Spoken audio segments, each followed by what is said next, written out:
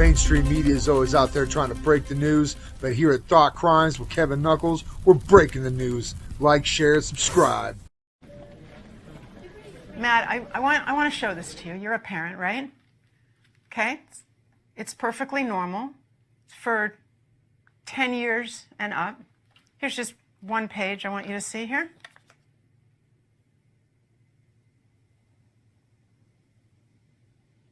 For 10 and up, huh? It's unspeakable what these people have done to our children. When did that start? When was it decided that we need to start teaching kids about this stuff at such a young age? So I'll answer that with one word: Kinsey. Kinsey was a social reformer. He wanted to rid society of Judeo-Christian values when it came to sexuality. And he worked very hard to do that, and I would say he succeeded. Kinsey would be very happy with our culture today. His idea was that children are sexual from birth, that we're all inherently sexual creatures from cradle to grave. He believed that true happiness is found in a life of perverse sexual experimentation, no matter the age. What came out is that his research was fraudulent. Kinsey based his fraudulent conclusions on data he collected from convicted sex offenders and child molesters. His research was conducted in prisons, not everyday America. He also performed horrific sexual experiments on children, some under the age of 1. His most influential book, Sexual Behavior in the Human Male, contains an infamous chart called Table 34, which documents the orgasms of very young kids, including babies as young as 5 months old. But instead of suffering the consequences for his heinous actions, he was and still is celebrated by academia and Hollywood. His ideas form the foundation for sexual education in public schools today. How do we get from this to you can choose your own gender? Okay, well, now we have another very important character, and his name was John Money. John Money was a psychologist and professor at Johns Hopkins University. Gender ideology was his brainchild. In fact, he coined the terms gender identity and gender roles. And according to Money, babies are gender neutral at birth, and ultimately environment determines whether a person is a man or a woman.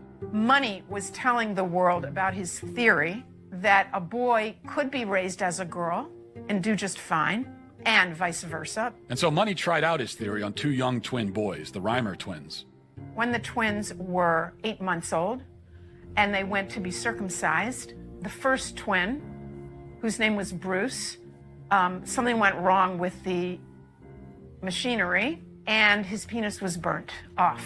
They stopped and didn't do a second circumcision on the other twin, as you might imagine. And the parents, of course, didn't know what to do. How are they going to raise this child? John Money convinced Bruce's parents to transition him into a girl. Money also conducted sexually abusive experiments on the twins throughout their childhood, including forcing them to simulate sex acts on each other. He reported up to the age of 10 that this was a complete success. Well, wasn't true. The results were a disaster. Bruce could never fully accept his female identity. Eventually, his parents told him the truth, and he chose to transition back to a boy, taking the name David. As an adult, David spoke out about the abuse and the damage done to him by John Money.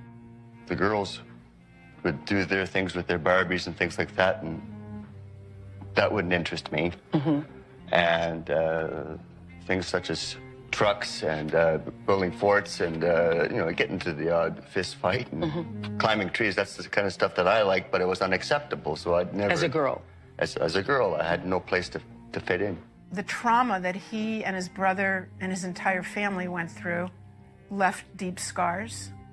His brother died of an overdose when he was 38, and then David committed suicide.